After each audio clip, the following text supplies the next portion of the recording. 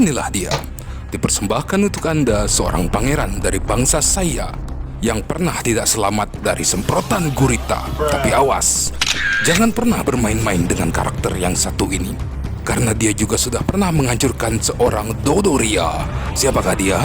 Persiapkan diri. Inilah Vegeta.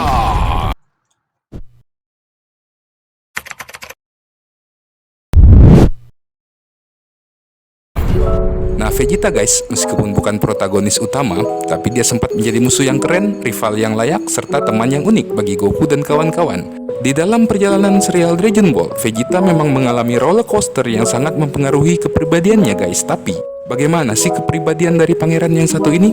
Beberapa kali berbeda guys, mari kita simak perkembangannya. 1. Vegeta adalah penjahat dalam boss level di Saiyan Saga. Selain Goku, para Saiyatulen lainnya yang tampil di Saiyan Saga hanyalah karakter barbar, penuh kekerasan, serta memiliki misi untuk menjadi tirani puncak di alam semesta. Frieza, sorry, Vegeta yang notabene adalah seorang pangeran sekaligus salah satu dari para Saiya yang tersisa harus berperan sebagai contoh paling jahat dari mereka semua. Di Saiyan Saga ini memang dia benar-benar tidak bisa diharapkan guys belas kasihannya. Jangankan Z-Fighters, dia bahkan tidak peduli dengan kematian Raditz yang dianggapnya sampah atau Nappa yang sudah tidak lagi berguna. Dua orang itu padahal adalah Saiyatulen yang masih menjadi bagian dari rakyatnya guys.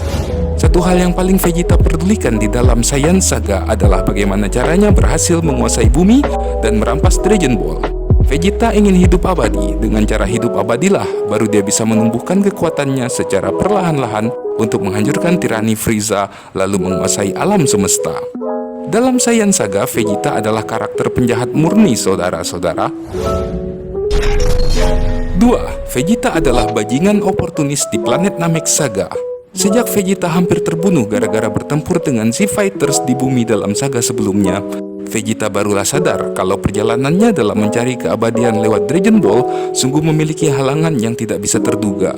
Manusia bumi adalah sampah, Piccolo adalah kadal Namek, sedangkan Goku adalah petarung kelas rendah dari bangsanya. Tetapi, penggabungan semua itu membuatnya terusir dalam kondisi yang sangat duka parah. Selanjutnya, begitu Vegeta mendengar bahwa ada Dragon Ball di planet Namek, dia pun segera ke sana dan mengganti strategi guys.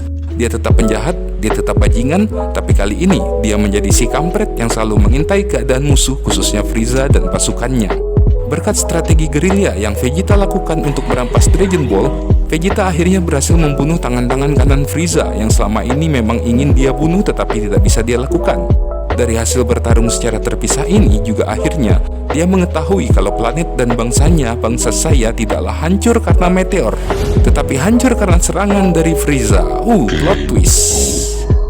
Setelah itu guys, terjadi perubahan signifikan lagi terhadap Vegeta sebagai pangeran.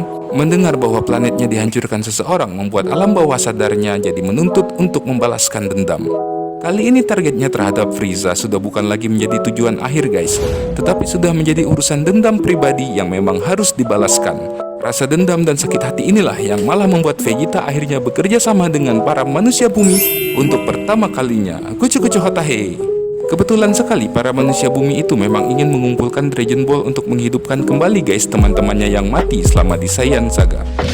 Di planet Namek, Vegeta juga akhirnya bertemu kembali dengan Goku, tetapi dia sudah tidak ingin bertarung lagi seperti sebelumnya. Bahkan, karena rasa dendamnya terhadap Frieza sangat besar, Goku dan Vegeta juga malah bekerja sama untuk pertama kalinya juga, mulai dari menghadapi pasukan Ginyu sampai melawan sang Emperor itu sendiri. Di planet Namek Saga bahkan Vegeta meninggal karena dibunuh oleh Frieza.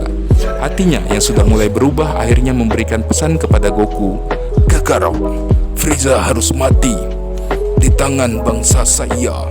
Dadah. Bajingan yang oportunis ini akhirnya mulai mengerti rasa solidaritas kawan-kawan. Sebuah perkembangan yang ulala. 3. Harga diri Super Vegeta, Androids ataupun Cell Saga. Karena dihidupkan kembali kemudian terpaksa harus tinggal di bumi setelah kehancuran Frieza serta planet Namek, Vegeta boleh dibilang sudah tidak mau melakukan kejahatan-kejahatan lamanya kembali.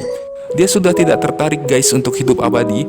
Balas dendamnya terhadap penghancur ras bangsa saya pun telah terwakilkan oleh Goku, yang akhirnya membuat Vegeta menjadi orang yang lebih memikirkan harga dirinya, lalu berlatih mencari kekuatan besar dengan caranya sendiri. Di planet Namek, semua ocehan mengenai sosok legendaris Super Saya yang akhirnya lebih identik ke Goku, itulah yang benar-benar telah mengganggu pikirannya guys. Satu-satunya hal sekarang yang ingin dia capai adalah bagaimana caranya bisa sebanding dengan saya kelas rendah seperti itu. Sebagai pangeran, dia benar-benar merasa tertantang. Berkaitan dengan rasa harga dirinya yang telah terluka karena perkembangan legendaris dari Goku, Vegeta kali ini juga tidak mau berkumpul bersama siapapun dan menjalani hidup lebih impulsif dari biasanya. Wait, Bulma kenapa tuh? Sepertinya Bulma ada melihat sebuah kesempatan guys. Kondisi Vegeta yang masih labil ini berhasil diajaknya untuk tinggal di Capsule Corps. Kemudian, dari Yamcha, goodbye to you.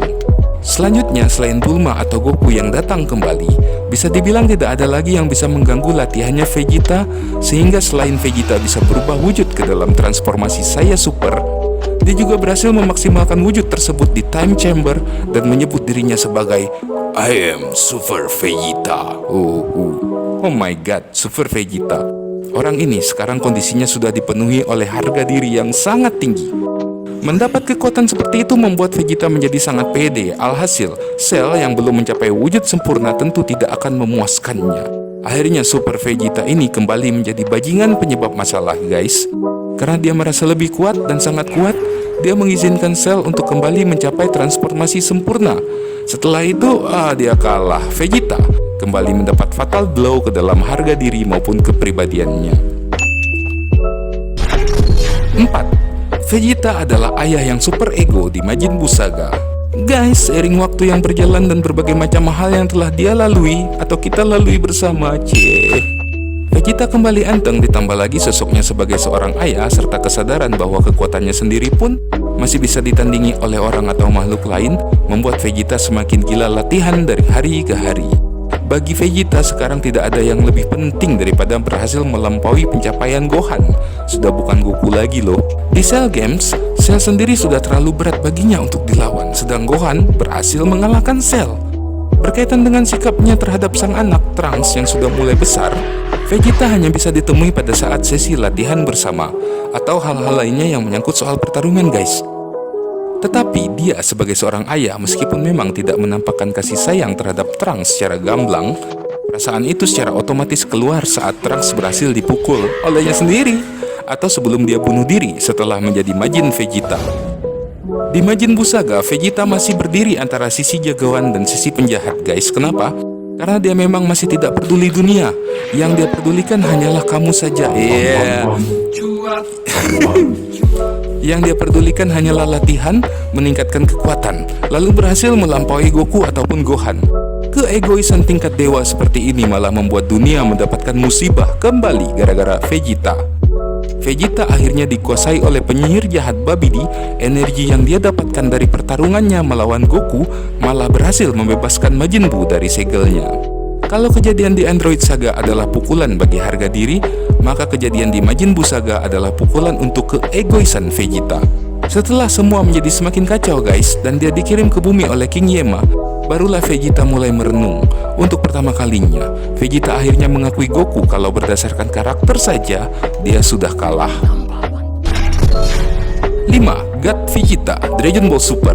Serial Dragon Ball Z, selain menjadi tempat-tempat pamer kekuatan dari pasukan rambut kuning Saya Super, adalah serial komplit guys untuk proses pendewasaan diri serta perkembangan karakter Vegeta. Selanjutnya di Dragon Ball Super, kepribadian Vegeta ini sudah memiliki pola yang solid. Dia tetap adalah seseorang yang berharga diri tinggi. Dia tetap adalah seorang fighter yang egonya besar. Dia tetap haus akan kekuatan. Tapi dia di serial ini banyak membuat pengecualian. Di DBS, Vegeta banyak juga terlibat dalam adegan komedi guys. Dia malah memiliki sisi lainnya yang ternyata bisa menghibur para penggemar Dragon Ball. Di DBS, Vegeta juga terlihat lebih bijaksana, rela berkorban, serta memikirkan dampak besar untuk kesalahan-kesalahan. Semua itu dimulai dari saat kedatangan Beerus hingga pada saat Universe Survival Saga.